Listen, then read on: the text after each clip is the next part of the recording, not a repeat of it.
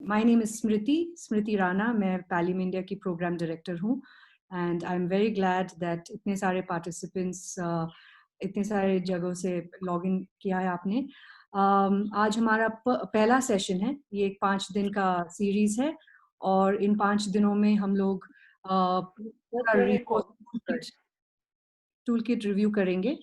आज पहला session होने की वजह से हम लोग थोड़ा सा इंट्रोडक्शन भी देंगे कि आप क्या एक्सपेक्ट कर सकते हैं आने वाले दिनों में। और आज का सेशन है ethical issues and goal setting in triage, and हमारी लीड फैसिलिटेटर आज हैं डॉक्टर चारू सिंह, जो दिल्ली जो फरीदाबाद में रहती हैं।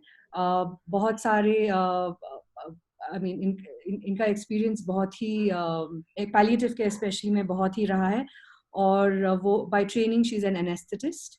Our co-facilitators today are Dr. Rajni Bhatt. Dr. Rajni Bhatt is an interventional pulmonologist, and there's Dr. Dinesh Kumar, who is also a palliative care physician from Gujarat. He's a professor of community medicine at the Pramukh Swami Medical College in Anand. And we also have Dr. Roop Gursahani, who is a consultant neurologist with Hinduja Hospital in Bombay. तो आज बहुत ही expert panel है हम लोग के साथ, और मैं अभी चारू को हैंड ओवर कर देती हूँ। Charu, please, all yours. Thank you Smriti. आप सब नमस्ते। आप सब लोगों को आज अभी 33 पार्टिसिपेंट्स हैं। Welcome to all. मैं अब मेरी स्लाइड्स इंग्लिश में है, पर मैं आपको हिंदी में ट्रांसलेट करके बताऊंगी। आपको अगर कोई डाउट हो या कुछ चीज़ समझ नहीं आए तो प्लीज़ चैट बॉक्स में डाल दीजिएगा। मेरे साथ जो को-फैसिलिटेटर्स हैं वो आपको आंसर दे देंगे या मुझे रोककर आंसर देने के लिए इशारा वो कर देंगे। तो पहले तो मैं आपको अगले 5 दिन में क्या होने, आज को मिला के क्या होने वाला है उसके बारे में बताना चाहती हूँ। तो आज हमारा इंट्रोडक्शन है और हम ये भी देख रहे हैं, आज देख रहे हैं थोड़ा सा एक कॉम्प्लिकेटेड टॉपिक है, एथिक्स और ट्रायज। ये दोनों काफ़ी कॉम्प्लिकेटेड वर्ड है और मैं इनके हिंदी ट्रांसलेशन देख रही थी तो वो मुझे और भी मुश्किल लग रहे थे। तो इन एनी केस आप लोगों के पास, सबके पास ईमेल पहुंचा होगा जिसमें आपके पास सारे रिसोर्स टूल्स हैं। एक ई बुक है, आपके पास वेबिनार्स होंगे और आपके पास एक टूल किट वर्कबुक भी होगी। तो आज तो शायद पॉसिबल नहीं हो पाएगा, पर कल आपके लिए सिम्पटम मैनेजमेंट की क्लास ली जाएगी। तो अगर आप लोग वो ई बुक का एल्गोरिथम या वो मैं आपको बताऊंगी वो कैसे देखना है। अगर आप वो देख लेंगे तो आपको आप बता सकते हैं कि वो आप अपने एरिया में उसको अप्लाई कर सकते हैं या नहीं कर सकते। तो कल जब हमारे फैसिलिटेटर आएंगे, पैलिएटिव केयर एक्सपर्ट, तो आप उनसे वो सवाल पूछ सकेंगे। और फिर एक बार अगर आपने पहले पढ़ा हुआ है और आप दोबारा क्लास अटेंड करते हैं तो वो दिमाग में अच्छी तरह से बैठ जाता है। तो हमारा ये जो रिसोर्स टूल किट है जो पैलियम इंडिया ने के थ्रू ये प्रेजेंट हो रहा है, ये एक ग्रुप है केरला में, पैली कोविड केरला, उन्होंने ये बनाया है with a lot of effort. मैं जानती हूँ उन्होंने कितनी मेहनत लगाई है, बहुत सारे इंटरनेशनल पब्लिकेशंस पढ़े हैं, पर उन सबको यूएस यूरोप के बेसिस पे नहीं, इंडिया में कैसे अप्लाई करना है ये देखना है। क्योंकि हमारे पास उतनी चीज़ें नहीं हैं, उतने बेड्स नहीं हैं, उतने शायद डॉक्टर्स और नर्सिंग स्टाफ नहीं हैं। तो ये लोअर मिडिल इनकम कंट्रीज के लिए ये टूल किट बनाया गया है और ये शायद अभी मेरे ख्याल से अफ्रीका में भी यूज होगा। तो आप जो अगले 4 दिन में जो चीज़ें कवर की जाएंगी उसमें आपको सिम्टम्स के बारे में बताया जाएगा कि कोविड के जो पेशेंट्स होते हैं उनको क्या क्या तकलीफें हैं। आपको काफी सारा कुछ तो पता चल ही गया होगा।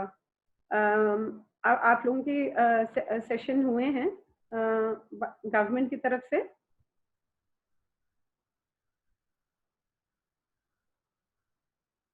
कोई चैट बॉक्स में लिखेगा। ठीक है। हम ये देखेंगे कि सिम्टम्स हैं। नॉर्मली हम मेडिसिन जब मैंने पढ़ा था तो हमें बताया गया था कि भैया कैसे डायग्नोज करना है तुम्हें किसी मरीज को और उसको क्या ट्रीटमेंट देना है, इतनी समाप्तम। पर हम ये भूल जाते हैं कि मरीज को तकलीफ होती है तभी वो हॉस्पिटल आता है, और वो जो तकलीफ होती है उसको मैनेज करने के लिए स्पेशल तरीके यूज किए जाते हैं। वहां पे पैलिएटिव केयर का स्ट्रॉन्ग रोल आता है। और तो आपको सिम्टम्स के बारे में बताया जाएगा। आपको कम्युनिकेशन स्किल्स के बारे में भी एक अलग से सेशन होगा जिसमें आपको बताएंगे कि आपके पास अगर 10 मिनट ही हैं, उस 10 मिनट को आप कैसे यूटिलाइज करो ताकि मरीज को और उसकी फैमिली को लगे कि हाँ, मेरे साथ मेरे डॉक्टर्स और मेरे नर्सेज मेरे साथ खड़े हैं। चाहे पेशेंट बचे ना बचे, वो हमें छोड़ के नहीं गए। तो वो कम्युनिकेशन स्किल्स भी आपको सिखाया जाएगा। और हमें मालूम ही है कोविड में बहुत लोगों की डेथ हो रही है, और हम जब अब सब अपनी डेथ के बारे में सोचते हैं तो हम सोचते हैं कि बिना तकलीफ के हम नींद में निकल जाएं या एक सडन हार्ट अटैक हो जाए, पर कोविड ऐसा मौका नहीं देता। तो उस सिचुएशन में, और अगर मान लो किसी को कैंसर या कुछ है तो थोड़ा टाइम मिल जाता है लोगों को अडेप्ट करने के लिए कि हाँ, ये अब हमारे साथ ज्यादा रहने वाले नहीं है। पर कोविड एक इन्फेक्शियस डिजीज है, तो उसमें आपको टाइम नहीं मिलता। और उसके बाद फिर हम देखेंगे कि इमोशनल इश्यूज क्या होते हैं पेशेंट के, फैमिली के, डॉक्टर्स, नर्सेस, बाकी हेल्थ केयर वर्कर्स के, और डेथ के बाद ग्रीफ और बेरीजमेंट कैसे हैंडल करना है। आप सबको समझ आ गया? कोई क्वेश्चन है?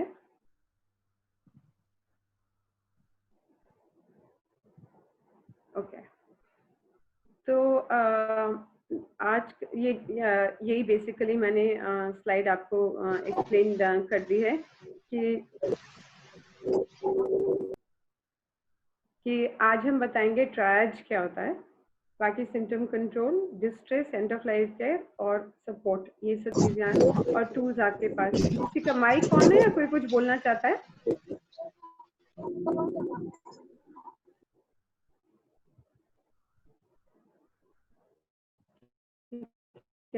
तो अच्छा रहेगा कि अगर आप अपने जो ई बुक है उसको पढ़ लें। वो बहुत सिंपल है, 1 या 2 पेज से ज्यादा नहीं है एक टॉपिक, तो आपको ज्यादा टाइम नहीं लगेगा।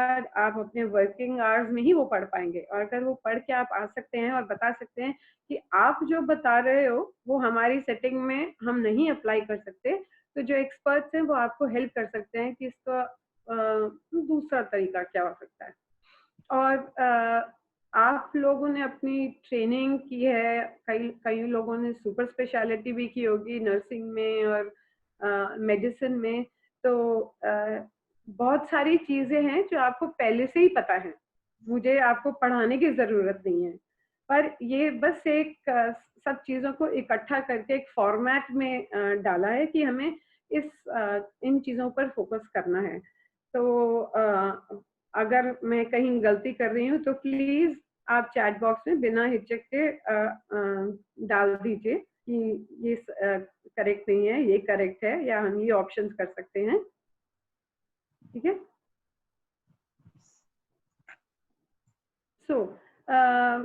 आप, मुझे मालूम नहीं पैलिएटिव केयर के बारे में नॉर्थ में कितने लोगों को पता है, स्पेशली हरियाणा में। मैं भी आप ही के काफी लोग हरियाणा से हैं आज, शायद मैं भी आपकी स्टेट में ही बैठी हुई हूँ। तो पैलिएटिव केयर जो WHO ने डेफिनेशन दी थी, उन्होंने कहा था कि होलिस्टिक केयर होगा मरीज का और उसके फैमिली का। मतलब हम सिर्फ एक शरीर नहीं है, हमारा एक दिमाग है, एक हमारा दिल है, हमारे थॉट्स हैं, इमोशंस हैं, और हमारा रोल है एक वाइफ का। तो हम एक पूरा दें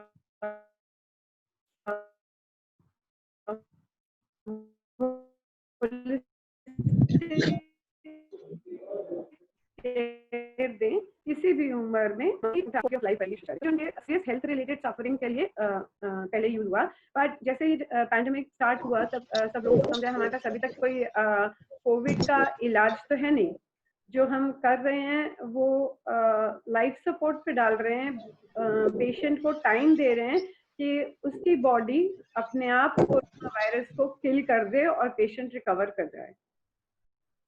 इसके अलावा हमारे पास अभी कोई स्पेसिफिक ना वैक्सीन आई है ना कोई मेडिसिन है, पर किसी को लाइफ सपोर्ट पे डालने के बावजूद भी हो सकता है ये लड़ाई कोरोना जीत जाए और मरीज और हम लोग हार जाएं। उस सिचुएशन में ये सारी चीजें जो क्रॉनिक इलनेसेस में होते हैं वो कोविड-19 की सिचुएशन में भी रेलेवेंट है, और खासकर क्योंकि जब डाउनहिल जाते हैं, जब सीढ़ियों से नीचे जाते हैं तो वो स्लिप बहुत जल्दी जल्दी जाते हैं, आपको टाइम नहीं मिलता सोचने के लिए, डिस्कस करने के लिए। तो इसीलिए हमें अपने कम्युनिकेशन स्किल्स और बाकी चीजें अपडेट कर लेनी चाहिए इस सिचुएशन के लिए अडेप्ट करने के लिए। तो ह्यूमैनिटेरियन सेटिंग हम अभी तो फिलहाल बात कर रहे हैं लोगों की, हम उन लोगों की बात कर रहे हैं जिनके पास हॉस्पिटल का एक्सेस है, जो रिकॉग्नाइज्ड सिटीजन्स हैं एक जगह के, पर हम उन लोगों के बारे में नहीं सोचते। आप अगर आप सोच सकें कि अर्थक्वेक आया, कोई नेचुरल डिजास्टर आया, सुनामी आया और उसमें लोग इंजर हो गए, अर्थक्वेक में बहुत सारे लोग इंजर हुए, उन लोगों को कैसे देखें? आपने सीरियन रिफ्यूजीज के बारे में सुना होगा, जो पैसे देख के रात को बोट के अंदर बैठ के यूरोप पहुंचते हैं और आधे लोग की डेड बॉडी वहां पहुंचती है। तो किसी का माइक है तो प्लीज म्यूट कर दीजिए, क्योंकि डिस्ट्रैक्शन है और बाकी लोगों को भी सुनाई नहीं देगा। ये भी एक ह्यूमैनिटेरियन सेटिंग, ये एक शहर का, एक स्टेट का, एक कंट्री का नहीं, ये पूरे वर्ल्ड को इफेक्ट कर रहा है, हम सब इंसानों को इफेक्ट कर रहा है। तो इसमें पैलिएटिव केयर का रोल क्या है? ये स्लाइड देखकर मुझे याद आ रहा है कि मैंने अभी कुछ दिन पहले एक कनेडियन डॉक्टर का ब्लॉग पढ़ा था, उसने बोला था कि अभी पैंडेमिक हो रहा है कोरोना का, नेक्स्ट पैंडेमिक होगा पैलिएटिव केयर डॉक्टर्स की डेफिशिएंसी का, क्योंकि सिम्टम्स कैसे संभालने हैं, परिवार को कैसे सपोर्ट करना है, उनसे कैसे बात करनी है, उनको अच्छी एंड ऑफ लाइफ केयर कैसे देनी है, ये पैलिएटिव केयर के कोर स्ट्रेंथ है। तो उनकी शॉर्टेज है, और अब ये है कि हमारे पास टाइम नहीं है, तो ये क्रैश कोर्स है कि आप सबको पैलिएटिव केयर फिजिशियंस और health care workers word use करना चाहिए मेरे को, क्योंकि फिजिशियंस का रोल कम होता है, मुझे लगता है नर्सेस का ज्यादा, बट हम वार्ड बॉयज, वार्ड लेडीज को भूल जाते हैं, टेक्नीशियंस को भूल जाते हैं, तो हेल्थ केयर वर्कर्स। तो जैसे हमने कहा कि ये भी कोविड-19 भी एक सुनामी है सफरिंग का जो लेकर आया है, तो इसको हम कैसे डील करें? किसी और ने सजेस्ट किया था कि ये सिंडेमिक भी हो सकता है, क्योंकि बहुत लोगों की नौकरियां भी चली गई हैं। दिल्ली में मेरे ख्याल से डॉक्टर्स और नर्सेस को 3 महीने से सैलरी भी नहीं मिली है। तो बहुत चीजें एक साथ हो रही हैं जो हम सबको इफेक्ट कर रही हैं मल्टीपल लेवल्स पे। सबसे अच्छी बात ये रही है कि अच्छी बात हमें ये इस पूरे माहौल में जो पॉजिटिव चीज देखनी है वो ये है कि वर्ल्ड हेल्थ असेंबली ने सारे गवर्नमेंट्स को, सारी कंट्रीज को बोला है कि आपको पैलिएटिव केयर सर्विसेज प्रोवाइड करनी है जो पेशेंट्स को कंफर्टेबल, क्योंकि हम लोग जान बचा सकते हैं या नहीं सकते हमें खुद को नहीं पता, और हम आज मेरे को फैसिलिटेटर्स में बहुत हैं जो खुद क्रिटिकल केयर फिजिशियंस हैं, और मेरी भी ट्रेनिंग क्रिटिकल केयर में थी, तो पर कोविड के सिचुएशन में हम किसी की भी गारंटी नहीं ले सकते। और सिचुएशन ऐसी है कि वेंटिलेटर हमारे पास एक है, बेड हमारे पास एक, sorry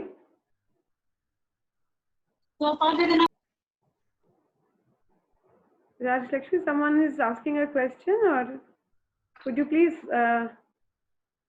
mute the participants? No, ma'am. I request all participants to stay muted. Okay, so somebody wants to say something? कोई कुछ बताना चाहता है, बोलना चाहता है, ऐड करना चाहता है? Charu, just to sort of interject, if the slide sharing has begun, it's not visible. I see. Oh, thank you for letting me know.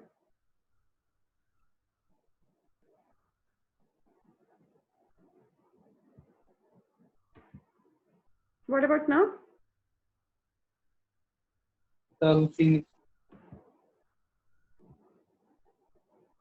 Not yet.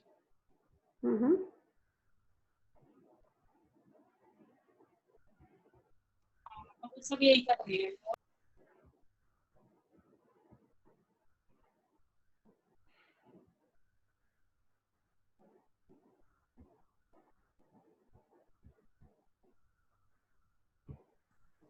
How about now? Yes, see your slides now, Charu. It's good. Thank you. I wish I had. I didn't realize technical problems the day I present. So, World Health Assembly ने बोला है कि सब लोगों को थोड़ा सा introduction होना चाहिए पैलिएटिव केयर के बारे में, कम्युनिकेशन स्किल्स के बारे में। और ये जो स्किल्स आपको सिखाए जाएंगे इन अगले दिनों में, वो सिर्फ कोविड-19 के पेशेंट्स के लिए ही नहीं है।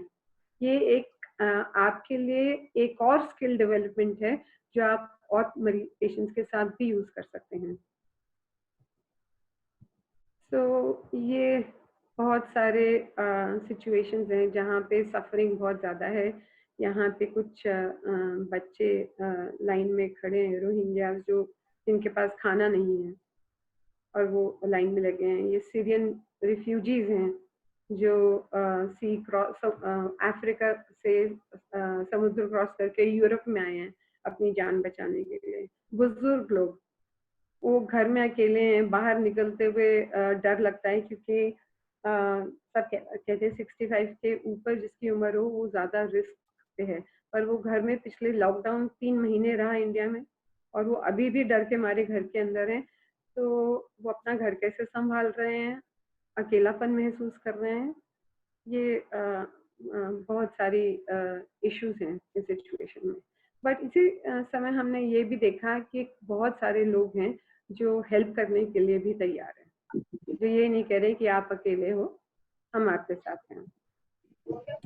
तो पैलिएटिव डॉक्टर्स, जो सारे डॉक्टर्स हैं पैलिएटिव डॉक्टर्स हैं, और जो सारी नर्सिंग स्टाफ हैं उनके पास भी ये पैलिएटिव केयर स्किल्स होंगी ताकि हम अपने पेशेंट्स को बेटर केयर दे सकें उतने ही टाइम में जितना टाइम हम अभी यूज करते हैं। क्योंकि ये सेशंस अटेंड करके आपको ये नहीं लगना चाहिए कि अरे मैं ये सब कैसे कर सकती हूँ, मेरे पास इतना टाइम नहीं है, मेरे पास 10 पेशेंट हैं, 20 पेशेंट हैं जिनको मेरे को ध्यान रखना पड़ता है। तो छोटी छोटी चीजें जो आपको सिखाई जाएंगी जिससे आप ये कर सकते हैं, किसी को सांत्वना दे सकते हैं, किसी की इंसानियत की इज्जत कर सकते हैं, किसी का तकलीफ दूर कर सकते हैं। और जो अनसर्टेनिटी होती है, एग्जाम के पहले टेंशन, आज मुझे हो रही थी, प्रेजेंटेशन के पहले टेंशन, तो वो छोटी छोटी इंफॉर्मेशन देके वो उनकी अनसर्टेनिटी कम करने की हम कोशिश कर सकते हैं। हमें पर इन चीज़ों में कुछ चीज़ें हमें याद रखनी है कि मरीज की क्या इच्छा है, उसकी क्या प्रायोरिटी है।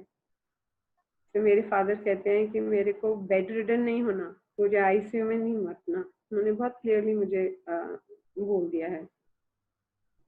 पर वही चीज़ किसी और के लिए हो सकता है सूटेबल ना हो। तो हर इंडिविजुअल का अपनी इच्छा हो सकती है और वो बदल भी सकती है। ये हमें इसलिए ये हमें वापस से देखना चाहिए। मान लीजिए कोविड का एक पेशेंट डिटीरियोरेट कर रहा है पर वो ओवरनाइट इम्प्रूव करने लग जाएगा तो क्या आप छोड़ देंगे? नहीं, आप शायद ज़्यादा अग्रेसिव हो जाएंगे।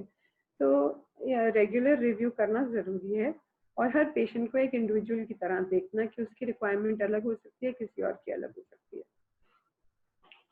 तो हम तकलीफ देख रहे हैं और हम उम्मीद करते हैं कि उनकी तकलीफ देखकर हम कुछ सीख भी सके।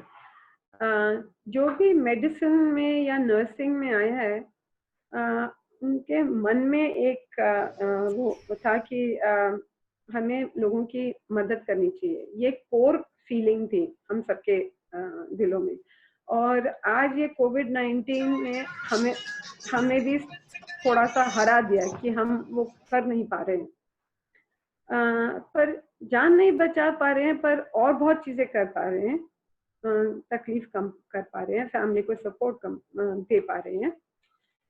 तो हमें बस ये देखना है कि हमारे मरीजों को ये ना लगे कि हम उनको छोड़ के चले गए। हमें बस एक्नॉलेज करना है कि उनकी जो तकलीफ है हमें दिखती है, हमें समझ आती है, हमें महसूस भी होती है। तो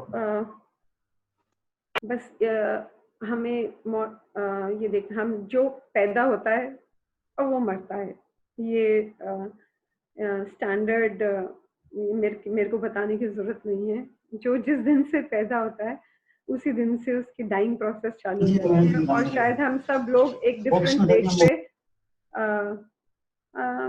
अपनी जाने की तैयारी कर रहे हैं, अलग अलग स्पीड पे।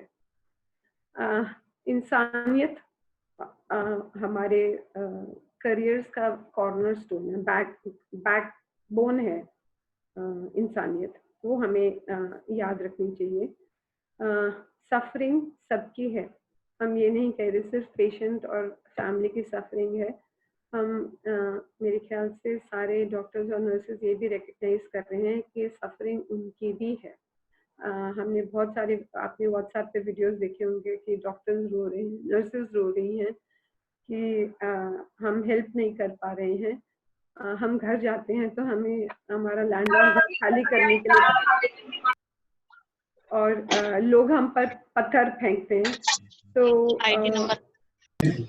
और हम अपनी जी जान लगा रहे हैं किसी को बचाने में और उसके बाद हम हमारे मरीज बच कम रहे हैं और हमारे हाथों से वो निकल रहे हैं। तो हम भी इंसान हैं, हमारे अंदर भी ट्रॉमा पैदा होता है। तो ये हम सारे जो हेल्थ केयर प्रोफेशन में, हम सबको ये हमारे लिए एक मुश्किल टाइम है और एक दूसरे के सपोर्ट से मेरे ख्याल से हम लोग इस सुनामी को भी पार कर जाएंगे। मैं अपनी दूसरी स्लाइड, आज हमारे 2 टॉपिक हैं।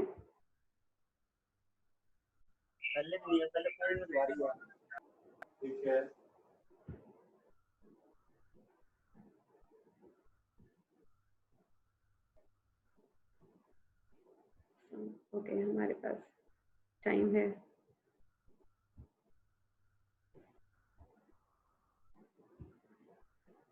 ओके, तो ये तो जो पहला प्रेजेंटेशन था वो तो बैकग्राउंड का था कि आप लोग क्या सीखने वाले हैं और आप क्या कर सकते हैं ताकि आप ये जो 5 घंटे बिताने वाले हैं अगले 5 दिनों में, 4 दिनों में बेसिकली, आप उससे मैक्सिमम क्या निकाल सकते हैं। तो अगर आप वो 2 पेज पढ़ के आए इस डिस्कशन में, आपको वो ज्यादा यूजफुल रहेगा।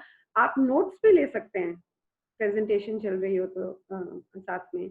और ऑफ कोर्स आपके पास पैलियम इंडिया का ईमेल है, किसी को कोई सवाल हो जो जिसका क्लैरिफिकेशन, क्योंकि कई बार बाद में सोचते हुए चीजें दिमाग में आती हैं, आप पैलियम इंडिया के ईमेल पे लिखकर अपने सवाल पूछ सकते हैं, वो जरूर उनका जवाब दिया जाएगा। मैं डॉक्टर मोइरा लैंग मेरी टीचर, मेरी मेंटर रह चुकी हैं और I just want to thank her कि उन्होंने मुझे ये स्लाइड्स यूज करने का मौका दिया। तो triad I have screen sharing. मुझे chat box नहीं दिख रहा. So Rajni, I hope Rajni, Dr. Dinesh, you can keep. Okay. We can proceed with the next session, Charuji. Okay, because I can't see the chat box. I do. So No, triage. we'll proceed. Okay. So triage एक complex word है. हम शायद realize नहीं करते कि कम से कम 6000 ऐसे words हैं जो doctors और nurses use करते हैं जो normal public है उनको नहीं.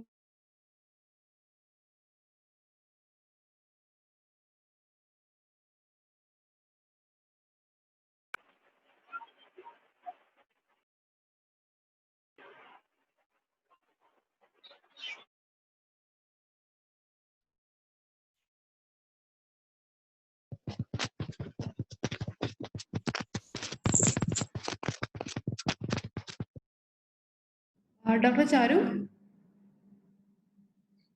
I think we have lost her for a while. She might be relogging in again now.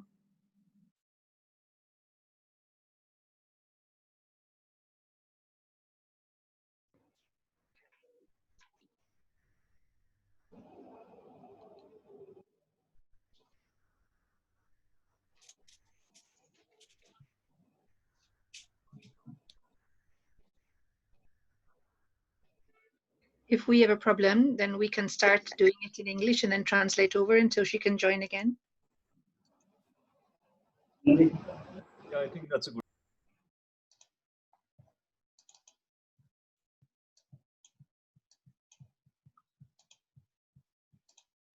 Okay, so can you just clarify for me? I think we were at this slide, or had we gone a bit further?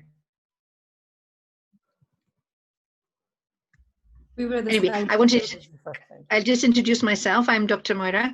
I don't speak Hindi, my apologies, but I know on this call are excellent Hindi speakers. Rajani, do you want to translate for me? सभी को नमस्कार. Doctor Moira कह रही हैं कि वो जानती हैं कि इस कॉल पे सभी लोगों ने समझा था कि ये हिंदी वाला सेशन है, तो डॉक्टर मोयरा और मैं आपके लिए अनुवाद करूंगी.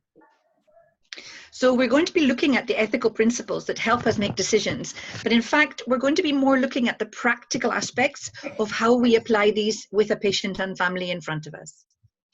तो एथिक्स के जो प्रिंसिपल्स होते हैं यानी कि किसी का नुकसान ना हो, सबकी भलाई हो और पेशेंट की या मरीज की इच्छा से सभी ट्रीटमेंट हो और हर एक को समान या सही ट्रीटमेंट मिले, ये तो हम पढ़ चुके हैं. तो अभी हम देखेंगे कि हम अभी हमारी रोजमर्रा की प्रैक्टिस में कोविड के टाइम में इसे कैसे अप्लाई करेंगे. There is more theory in the webinar and in the ebook. So if you would like to know more of the theory, please look there. आपको वेबसाइट पे, वेबिनार पे और ईबुक में काफी कुछ मटेरियल मिलेगा, बहुत ज्यादा जो थ्योरी का है. इस सेशन में हम ज्यादा फोकस करेंगे कि प्रैक्टिकल एस्पेक्ट्स कैसे जो हम देखते हैं उसे कैसे संभाला जाए.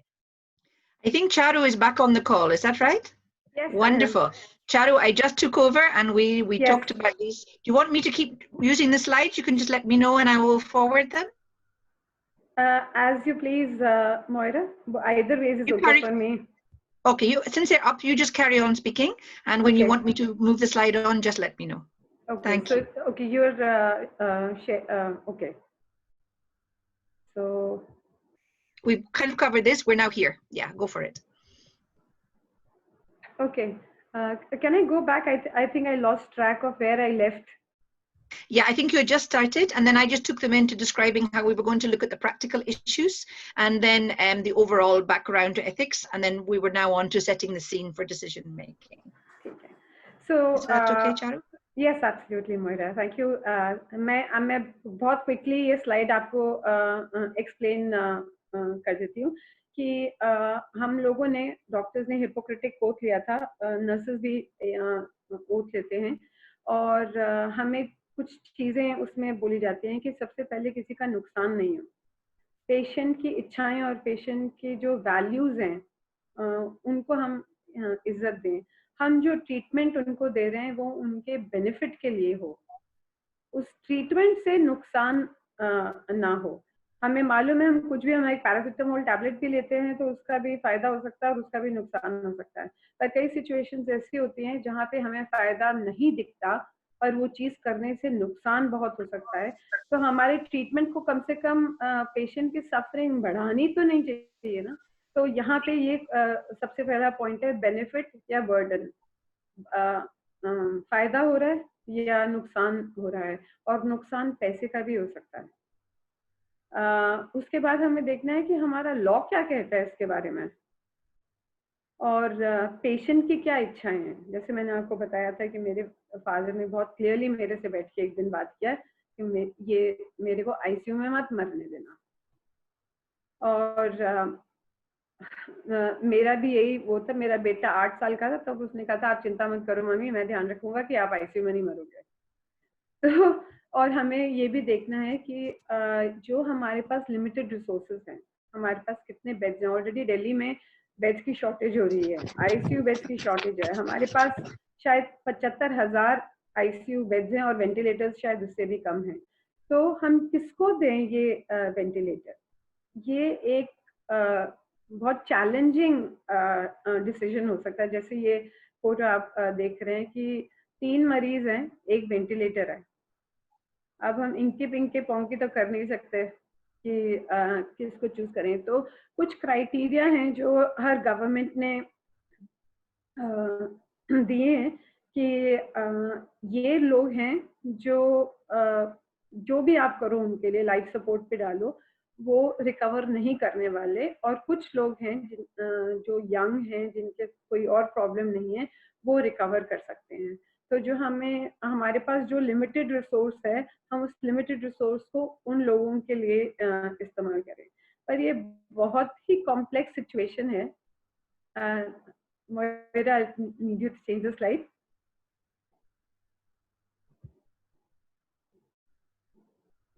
मेरी आवाज सुनाई नहीं दे रही किसी को? अब ठीक है?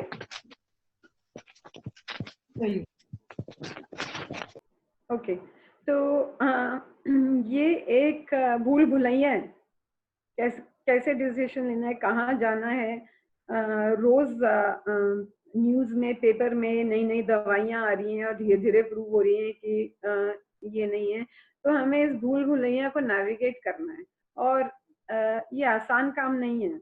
और ये डिसीजंस लेने में डॉक्टर्स और नर्सेस के जो प्रिंसिपल्स हैं और रियलिटी है, वो कॉन्फ्लिक्ट में आती है। तो जहाँ भी हमें कोई चीज़ समझ नहीं आती है, हमें किसी से पूछ लेना चाहिए, वो ज़्यादा अच्छा है। ना जानकर गलती करना ज़्यादा बुरा है, पर ना जानना और कबूल करना कि हमें नहीं मालूम, वो बेटर तरीका है। Next slide Moira.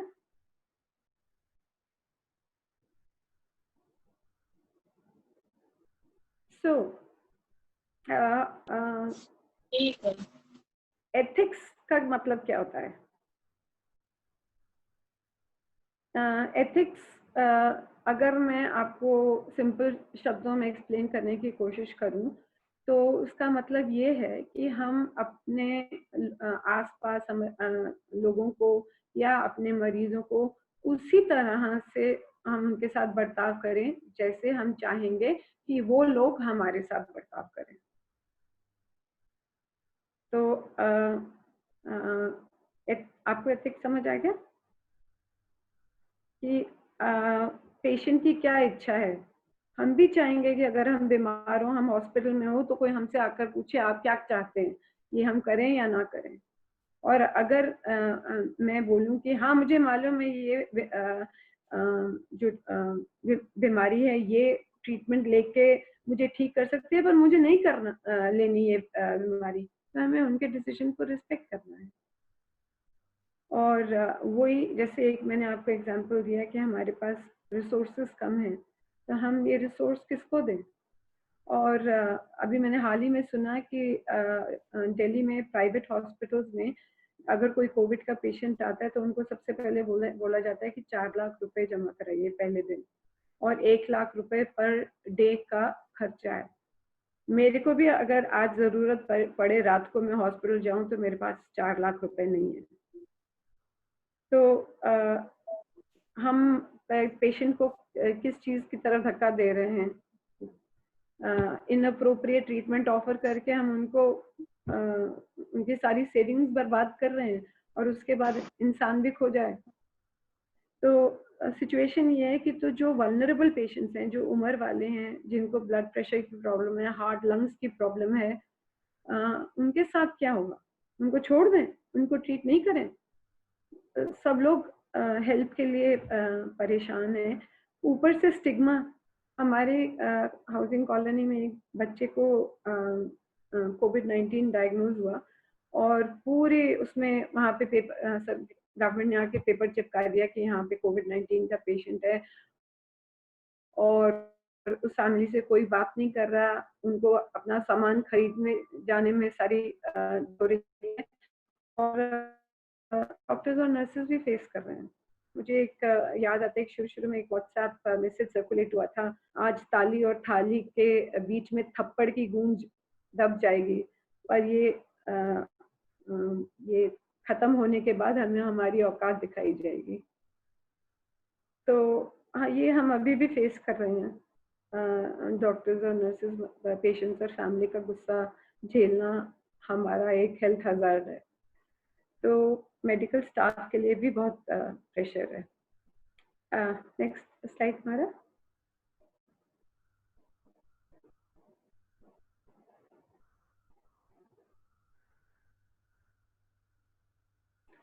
तो मैं आपको से इंट्रोड्यूस करना चाहती हूँ क्योंकि हमारे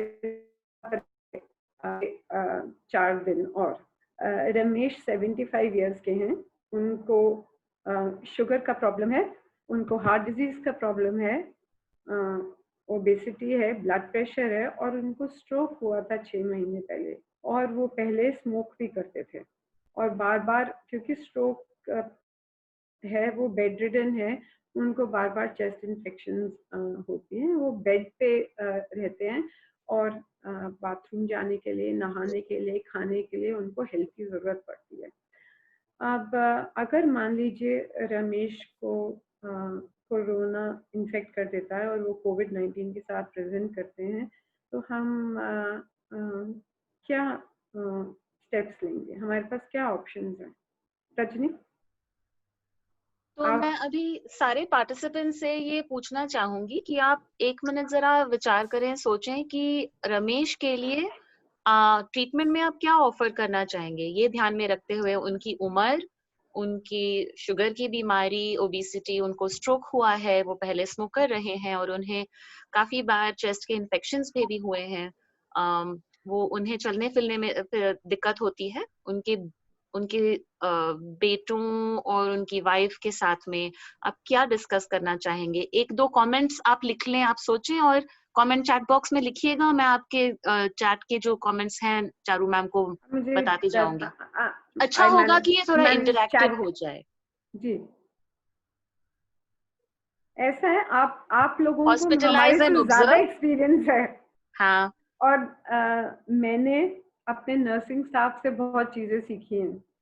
स्वामी दयानंदा जी कह रहे हैं कि वो हॉस्पिटलाइज करके ऑब्जर्व करना चाहेंगे, अच्छी बात है, एक तुरंत डिसीजन नहीं, पहले ऑब्जर्व करें, डिस्कस करें। और आपको किसी इंफॉर्मेशन की जरूरत है, आप वो भी लिख सकते हैं कि मुझे ये जानना है, उन्होंने कुछ ऐसे पहले कहा था कि नहीं, कि उनकी क्या इच्छाएं हैं, किसी को और कुछ जानकारी की जरूरत है।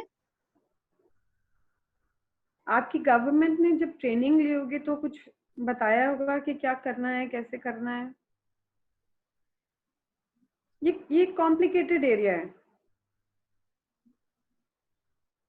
कोई आंसर करेक्ट या कोई आंसर गलत नहीं है, तो आप बिना झिझक के आप लिख सकते हैं।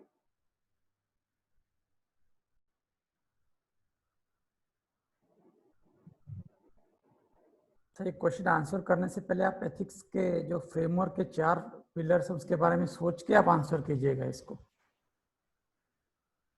जो 4 पिलर्स मैडम ने लिखे थे पीछे, ऑटोनॉमी के, जस्टिस के, उसके हिसाब से देखिए कौन से मुद्दे इसमें आप पिकअप कर सकते हैं।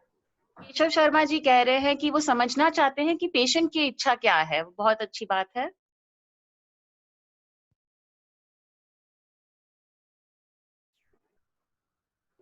कम्युनिकेशन अच्छी होनी चाहिए पेशेंट और फैमिली के साथ में। अच्छा, तो आगे बढ़ते हैं। हम ये समझ रहे हैं कि हम पहले समझना चाहते हैं कि पेशेंट की मर्जी अच्छा। क्या है, और अगर हम हॉस्पिटलाइजेशन ऑफर भी कर रहे हैं तो हम थोड़े ऑब्जर्वेशन के साथ में ऑफर कर रहे हैं, और हम चाहते हैं कि फैमिली के साथ अच्छी कम्युनिकेशन बनी रहे। अभी चारू मैम आगे बताएगी कि और क्या क्या कर सकते हैं, हम क्या ऑफर कर सकते हैं। हमने और प्रिंसिपल्स भी डिस्कस किए थे कि जो हमारा ट्रीटमेंट है वो मरीज को हेल्प कर रहा है या नुकसान दे रहा है। तो आपको क्या लगता है, अगर आप रमेश आपके फैमिली मेंबर होते और आप रमेश से बात कर सकते हैं, रमेश की क्या इच्छा हो सकती है?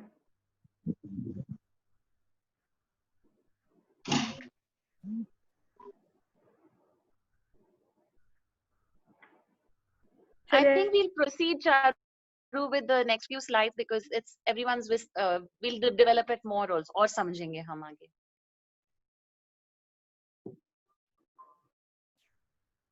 तो हम आगे चलते हैं। Moira,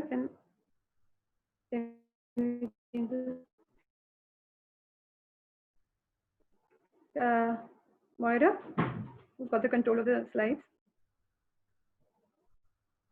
Exactly. I think Dr. Mohammad Imran sahi keh rahe hain, we should have a guideline or protocol on which our management should be based. So जो decision making process है, हम उस पे आते हैं। हमने ये रमेश की कहानी हमने सुनी। अब हमें ये देखना है कि हम डिसीजन किस बेसिस पे लें। तो across the world, China, Italy, Spain, US, यहाँ पे यूरोप, यूके, हर जगह देखा गया है जो उम्र में ज़्यादा हैं, जिनके ज़्यादा मेडिकल प्रॉब्लम्स हैं, हार्ट डिजीज़ है, लंग डिजीज़ है, किडनी फेलियर है, एस्मा है, वो लोग लाइफ सपोर्ट पे डालने के बाद भी रिकवर नहीं करते। बहुत कम लोग होते हैं जो ऐसी सिचुएशन से रिकवर कर पाते हैं। बट किसी को वेंटिलेटर पे डालने का नुकसान बहुत हो सकता है। कई पेशेंट्स ने मुझे आईसीयू के बाहर आकर बोला है कि एक ऐसा लगता है जैसे किसी ने एक गरम सरिया मेरे गले के अंदर ठूस दिया। और आईसीयू के अंदर लाइट्स और आवाजें, और कभी कुछ हो रहा है, कभी कुछ हो रहा है, उसका बहुत बर्डन हो सकता है। और अगर ये फायदा नहीं कर रहा तो क्या हमें करना चाहिए? तो I can have the next slide.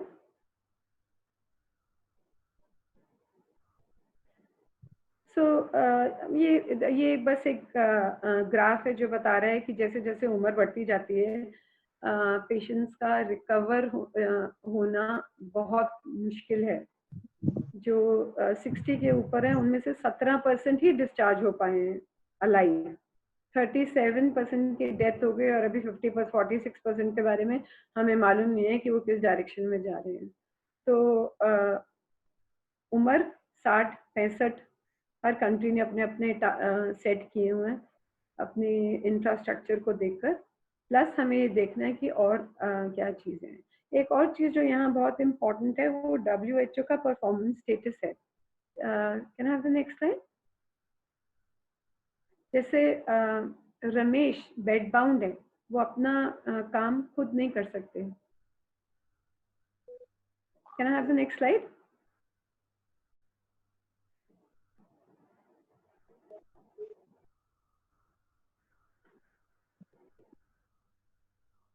Okay, anyways. Charu, would you like to take over the control of the sharing again? Would that be easier for you? Yeah, why don't you do easier that? for me. Yeah, Okay. why don't you do that? I think, yeah. And while she's waiting, people could carry on putting in their ideas and chats. Rajini, maybe you could help with that?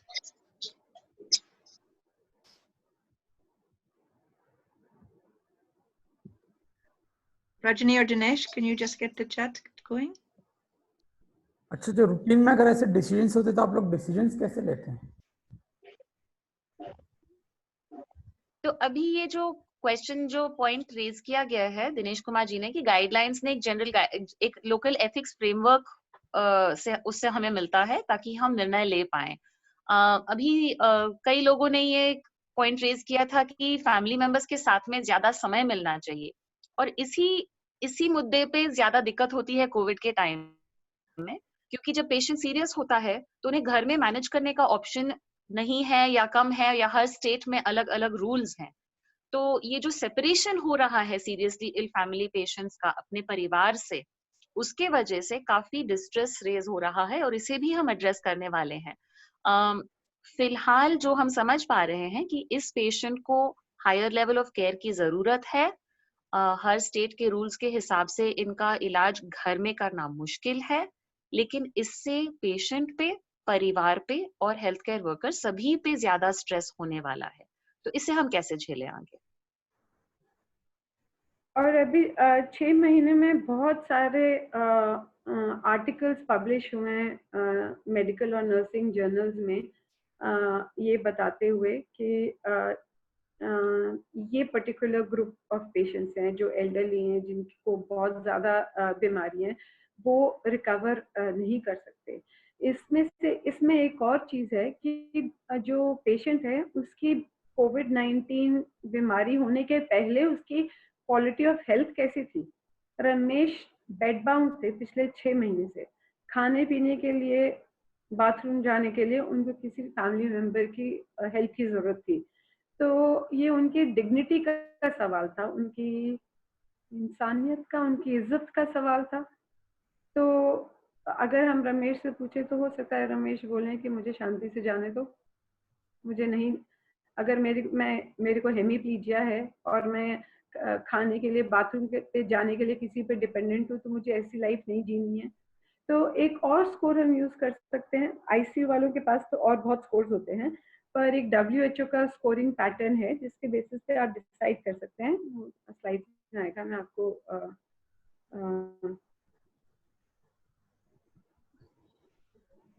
मैं वापस चले जाऊंगी यहाँ। ये तो ये WHO का performance status है। ये स्लाइड्स आपको सब रिसोर्सेज में मिल जाएंगी। तो अगर आपको अभी, क्योंकि इंटरनेट और टेक्नोलॉजी बीच बीच में धोखा दे रही है, बिकॉज एक साथ बहुत ज्यादा लोग जूम यूज कर रहे हैं, जूम हैंग हो रहा है, तो पर ये सारी चीजें आपके पास अवेलेबल हैं। कोई डाउट हो आपको तो प्लीज आप ईमेल कर दीजिए या मैसेज कर दीजिए। तो WHO एक परफॉर्मेंस स्केल है, उसके हिसाब से रमेश प्रोबेबली 3rd या 4th कैटेगरी में आते हैं। वो डिसेबल्ड हैं, अपना सेल्फ केयर अपने बलबूते पे नहीं कर पा रहे हैं, और वो बेड पे या चेयर पे बैठे हैं। तो रमेश को हम अगर वेंटिलेटर या आईसीयू का बेड ऑफर कर रहे हैं, तो हो सकता है कोई एक 35 साल का या 40 साल का इंसान आए जिसको कोई प्रॉब्लम नहीं है और उसको उस वेंटिलेटर की ज्यादा जरूरत हो सकता है वो उससे बेनिफिट कर सके। तो ये क्राइटेरिया है कुछ जो हमें यूज करने हैं। मैं आपको मेरा अब ये सीक्वेंस चेंज हो गया क्योंकि मैं आपके पास ये एल्गोरिदम भी आपके रिसोर्स में है, तो ये बस आप क्लियरली शायद ना पढ़ पाए। तो उन्होंने ये सेंटर में पेशेंट है जिसको कोविड-19 है, तो एक तरफ पे एक साइड पे ये आ रहा है जिसको पेशेंट को कोई तकलीफ नहीं है, दूसरी तरफ है जहाँ पे पेशेंट को बहुत सारी बीमारियां हैं।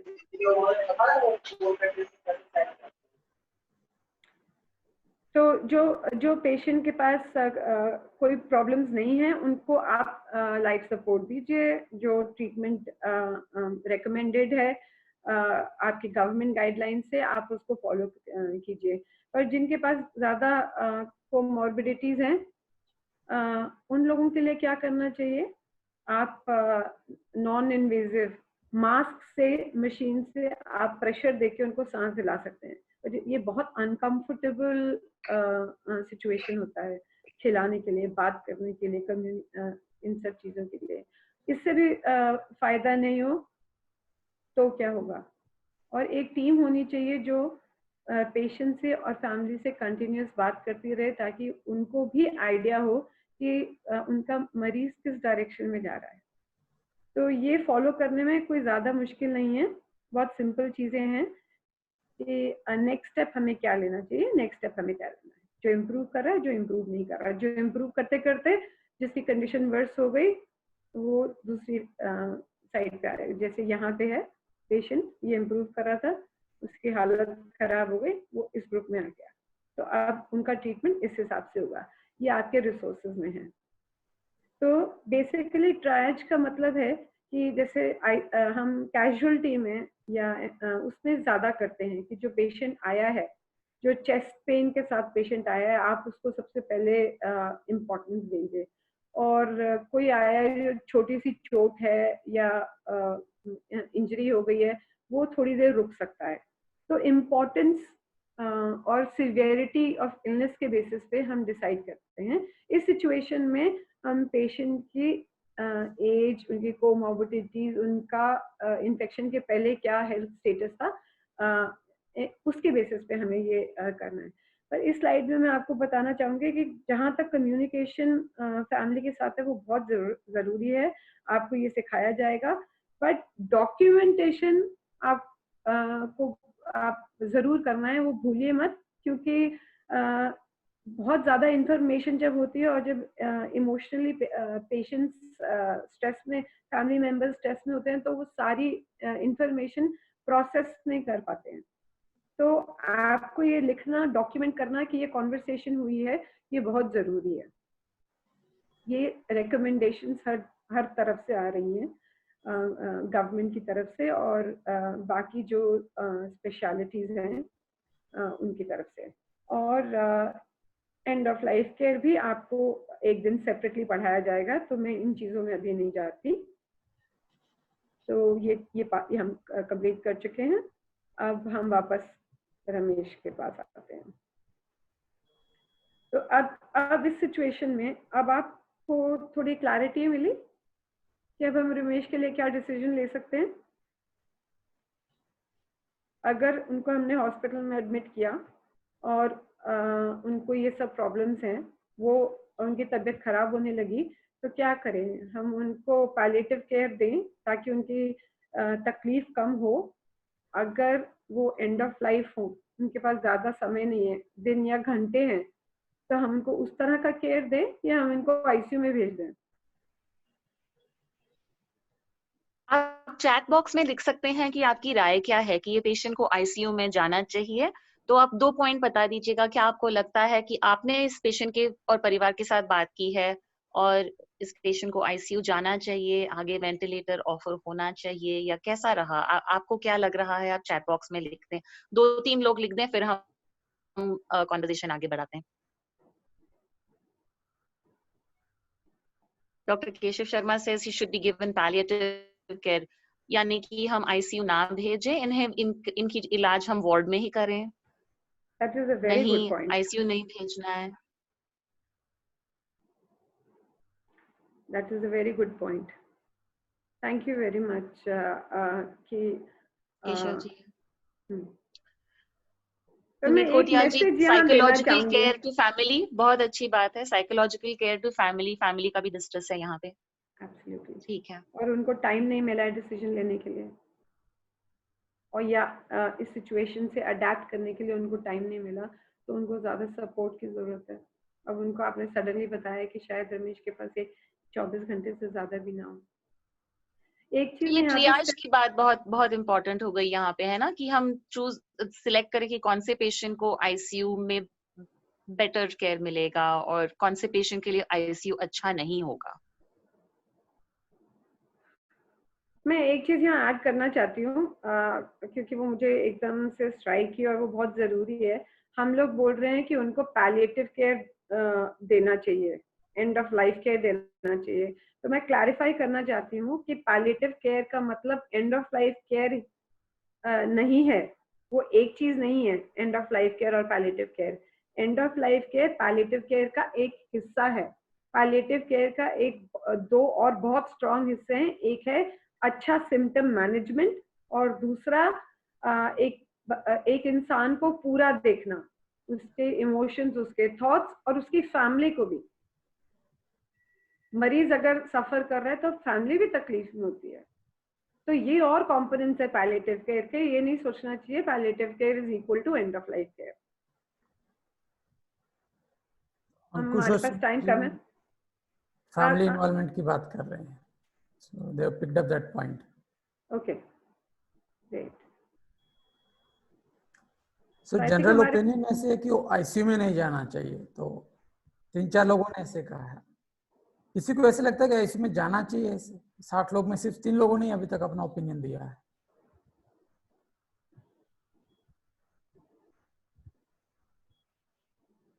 किसी को ऐसे लगता है कि आईसीयू में जाना चाहिए? सपोज फैमिली बोलती है कि नहीं हमें तो आईसीयू में जाना ही है। ये भी तो हो सकता है। ज्यादातर हमारे साथ यही होता है कि फैमिली बोलती है आपने ट्रीटमेंट ठीक नहीं दिया, नेग्लिजेंस है। आपको गवर्नमेंट गाइडलाइंस प्रोटेक्ट करेंगी। गवर्नमेंट ने रिसेंटली बोला है कि अगर हेल्थ केयर वर्कर्स के अगेंस्ट वायलेंस होता है तो वो जेल जा सकते हैं, उनको 3 से 5 लाख तक का फाइन भी लग सकता है। तो सैमा ने एक अच्छा पॉइंट रेज किया है कि इतने सारे हम न्यूज में खबर भी देखते हैं कि प्लाज्मा थेरेपी है या नई ड्रग्स आ रहे हैं, तो कह रहे हैं कि कई हॉस्पिटल्स में एक प्रेशर बन रहा है कि फैमिलीज को कि आप ट्राई करें। तो यहाँ पे ये जो है डिसीजन, जो हॉस्पिटल्स में डॉक्टर्स जो डिसीजन मेकर्स हैं उन्हें सही पेशेंट को ऑफर करना चाहिए। तो ट्रियाज हमें ये सिखाता है कि क्या इस पेशेंट को प्लाज्मा थेरेपी से या आईसीयू से या वेंटिलेटर से बेनिफिट मिलेगा या नहीं मिलेगा। तो इसी का मकसद है ये जो ट्रेनिंग अगले 5 दिन की है कि किस पेशेंट को हम प्लाज्मा थेरेपी ऑफर करें उससे उनका फायदा हो, और किस पेशेंट को प्लाज्मा थेरेपी देने के बावजूद उनकी कंडीशन में सुधार ना होने के चांसेस हो या उनको और तकलीफ होने के चांसेस हो। तो ये इसीलिए ये लर्निंग पैलिएटिव केयर इंटीग्रेटेड हमारे कोविड केयर में लर्निंग बहुत जरूरी हो जाता है।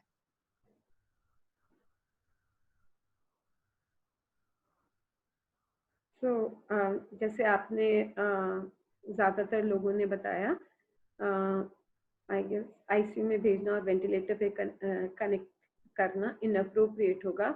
हम शायद रमेश की तकलीफ और रमेश के फैमिली की तकलीफ को ज्यादा बढ़ा देंगे। और क्योंकि रमेश को कोविड पॉजिटिव हुआ, उसकी फैमिली क्वारंटाइन में होगी, और हमें अगर कम्युनिकेशन करना है तो या तो पीपीई के साथ 1 मीटर दूरी पे करेंगे या फिर हमें टेक्नोलॉजी पे डिपेंड करना पड़ेगा। और जैसे आज टेक्नोलॉजी ने धोखा दे दिया, ये सब भी हो सकता है।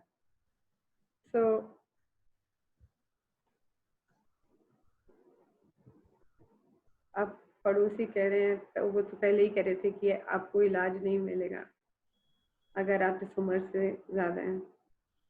मैं 2 दिन पहले अपने पेरेंट्स से मिलने गई थी, वो दोनों 80 के ऊपर हैं, और उनके पास एक व्हाट्सएप मैसेज आया था कि जो भी 65 के ऊपर हैं अपने बच्चों को प्लीज बता दें कि उन्होंने कौन सा इन्वेस्टमेंट कहाँ किया हुआ है, उनके बैंक अकाउंट्स कहाँ हैं। हमारी लाइफ इतने लेवल पे बदल रही है। हम नेबर्स हमें उनको डरा रहे हैं। सर डॉक्टर ध्रुव, आप कुछ ऐड करना चाहते हैं? नहीं, नो कमेंट। हम पड़ोसी आकर बोल रहे हैं कि भाई इनको तो इलाज मिलेगा नहीं, डॉक्टर्स ध्यान देंगे नहीं, नर्सिंग स्टाफ ध्यान देंगे नहीं, और फैमिली, किसी को भी अपना परिवारजन खोने में तकलीफ तो होगी। तो इस सिचुएशन से कैसे हम डील करें? ये भी कम्युनिकेशन स्किल्स में आप ये कवर किया जाएगा। आज हमारे पास टाइम कम है, तो मैं सिर्फ आपको एक ओवरव्यू दे रही हूँ कि अगले 4 दिन में क्या क्या चीजें डिस्कस की जाएंगी। तो अगर आप पढ़ के आएंगे या प्रिंट आउट लेके आएंगे तो आप नोट्स भी ले सकते हैं, और जो आपके रिसोर्स किट में जो इंफॉर्मेशन मिली है, अगर वो आप अपने एरिया में अप्लाई नहीं कर सकते, क्योंकि मैंने केरला में काम किया है, केरला का मॉडल हमारे इसमें था। मैं वापस केरला में कम्युनिटी हेल्थ केयर वर्कर्स बहुत स्ट्रॉन्ग है, आशा वर्कर्स, वॉलंटियर्स वो बहुत स्ट्रॉन्ग है, और इसीलिए उन लोगों ने फटाफट वो लोग पता कर लेते हैं कि ये पेशेंट किसके कांटेक्ट में आया और उनको क्वारंटाइन में डाल दिया। तो हमारे देश में सबसे पहला केस 30 जनवरी को केरला में आया था, और केरला लीड कर रहा था एक टाइम पे, और पता नहीं केरला सीक्वेंस अभी है भी या नहीं, शायद उनके पेशेंट नंबर्स कम कंट्रोल हो गए हैं क्योंकि फॉलो अप बहुत अच्छा है। पर वो केरला की कहानी है, केरला के जो स्टैटिस्टिक्स है वो इंटरनेशनल स्टैटिस्टिक्स से मैच करते हैं, पर शायद यूपी, झारखंड, छत्तीसगढ़ वहां पे ये एप्लीकेबल ना हो। हिली एरियाज में, पहाड़ों में पेशेंट को लेके जाना आसान ना हो, बहुत इश्यूज हैं। तो आपकी सिचुएशन में ये एप्लीकेबल है या नहीं है, या अगर आप इसका सवाल इसका जवाब चाहते हैं तो आप प्लीज पढ़िए, नोट करिए, और जो फैसिलिटेट कर रहे हैं आप उनसे पूछ लीजिएगा।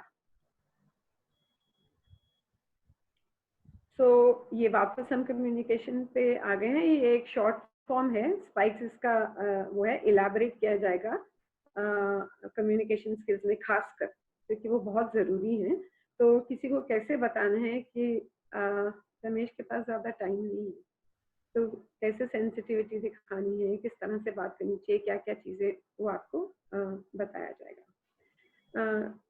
हम चाहे कुछ बोलें या ना बोलें, पर सिचुएशन से अगर हम भाग जाएं, नॉर्मली जूनियर डॉक्टर्स के साथ होता है, अगर वार्ड में पेशेंट डिटेरियोरेट करता है, उनको समझ नहीं आता कि मैं कैसे हैंडल करूंगा, फैमिली मेंबर्स मुझसे गुस्सा हो जाएंगे, वो फटाफट आईसीयू में पेशेंट को भेज देते हैं, या वो कह देते हैं कि भाई हमें नहीं मालूम। मेरे से कुछ लोगों ने पूछा है कि मैं मर रहा हूँ क्या, तो मैं बगल में खड़े होकर चुप रही, स्माइल करती रही। उसने कहा मुझे मालूम था मैं मर रहा हूँ। तो लोगों को बहुत चीजें खुद पता चल जाती हैं। पर मैं ये बताना चाहती हूँ, उस पेशेंट ने जिसको मैंने कोई जवाब नहीं दिया, जिसके लिए मैंने कोई ट्रीटमेंट नहीं किया, उसने मेरे जाने के पहले मुझे बोला कि आप घर जाने के पहले एक बार मेरे से वापस मिलने आ सकते हो। तो बीइंग प्रेजेंट फॉर देम, चाहे इमोशनल सपोर्ट के लिए किसी, वो बहुत ज़रूरी है। उनकी इंसानियत और उनकी इज्जत मेंटेन करना, उनके लास्ट टाइम में फैमिली के साथ रहना। मैं ये नहीं बोलूँगी उनके साथ सहानुभूति देना या उन पे तरस खाना, उनके साथ रहना। सो ये केयर कंटिन्यूस है। हमें ये एथिकल डिसीजंस लेने हैं, बेनिफिट कितना है, हार्म कितना है। जो एक हमारे पास आईसीयू बेड है और एक वेंटिलेटर है, वो हम किसको अलॉट करें, हमारे पे भी ये बर्डन है, क्योंकि हम सबकी जिंदगी बचाना चाहते हैं और हमारे पास एडिक्वेट सपोर्ट नहीं है। तो डिस्क्रिमिनेशन और अबैंडनमेंट ये जब पेशेंट और फैमिली के साथ हो रहा है और डॉक्टर्स के साथ हो रहा है, तो हम इमेजिन कर सकते हैं कि कैसे आरोग्य सेतु तक बताता है कि आपके 500 मीटर के आसपास में इतने केसेस हैं, और पैनिक बढ़ता है इससे। तो बस यहाँ पे मैं डॉक्टर रूप गुरसाहानी का एक आर्टिकल था। डॉक्टर आप लोगों ने अरुणा शानबाग के बारे में सुना? वो एक नर्स थी जो 24 इयर्स की थी। उनके गले में एक चेन बांध के उनका रेप हुआ, और उनके बाद उनका जो मेंटल स्टेटस था वो नॉर्मल नहीं था।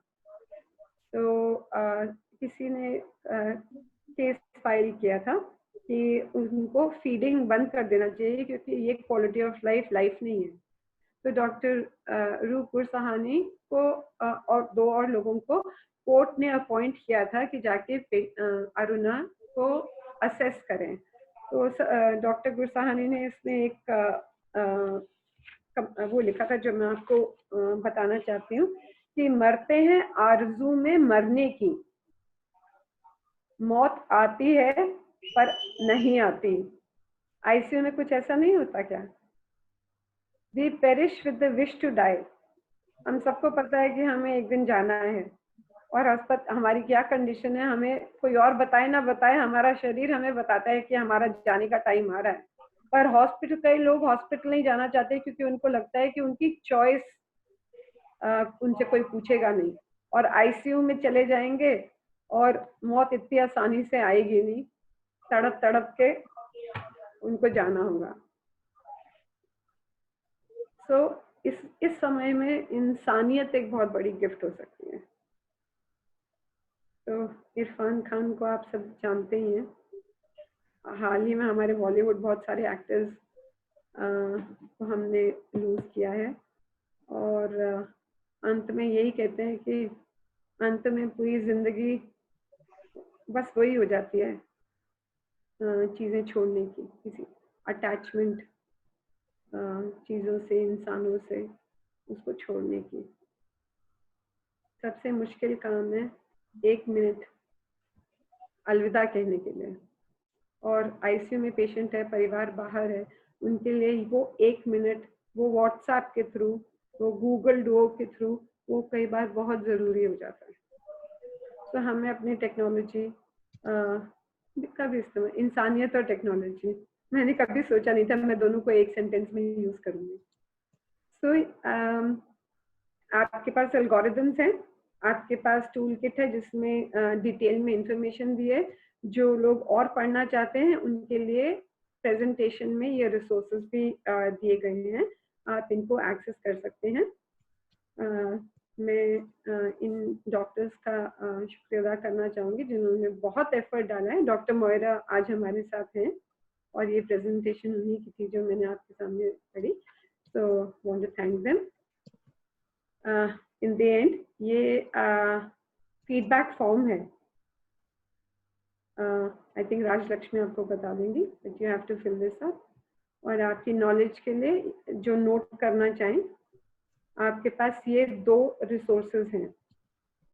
जो पहला रिसोर्स है वो आपको ईमेल में भेज दिया गया है, और एक ऐप है जो आई स्टोर में और गूगल प्ले स्टोर में अवेलेबल है, पैली केयर ऐप, वो आप डाउनलोड कर सकते हैं। वो बहुत सिंपल है यूज करने के लिए और आपको सिम्टम मैनेजमेंट में हेल्प कर सकता है।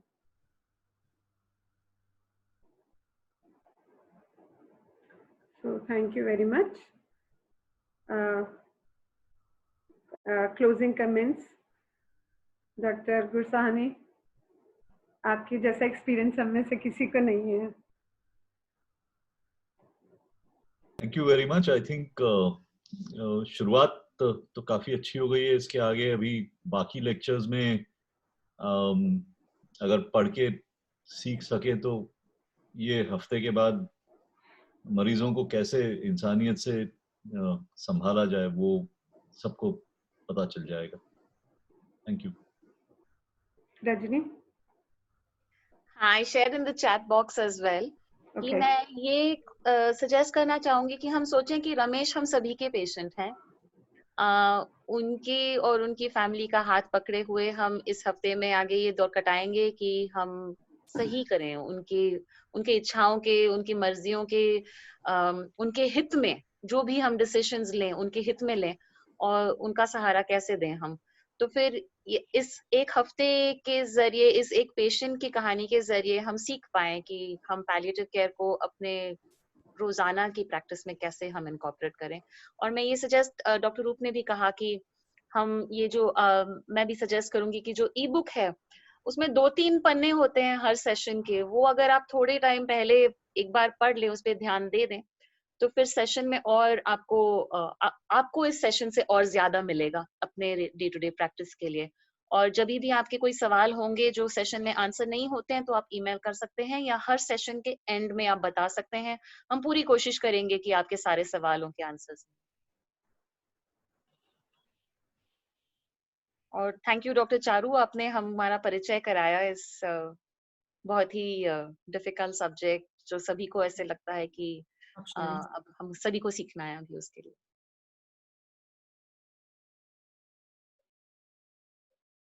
Thank you, everybody. I think Charu's Thank you internet. very. Oh, there she is. All right. Please go on, Charu. No, I just मैं सबको शुक्रिया अदा करना चाहती हूँ उनकी पेशेंट।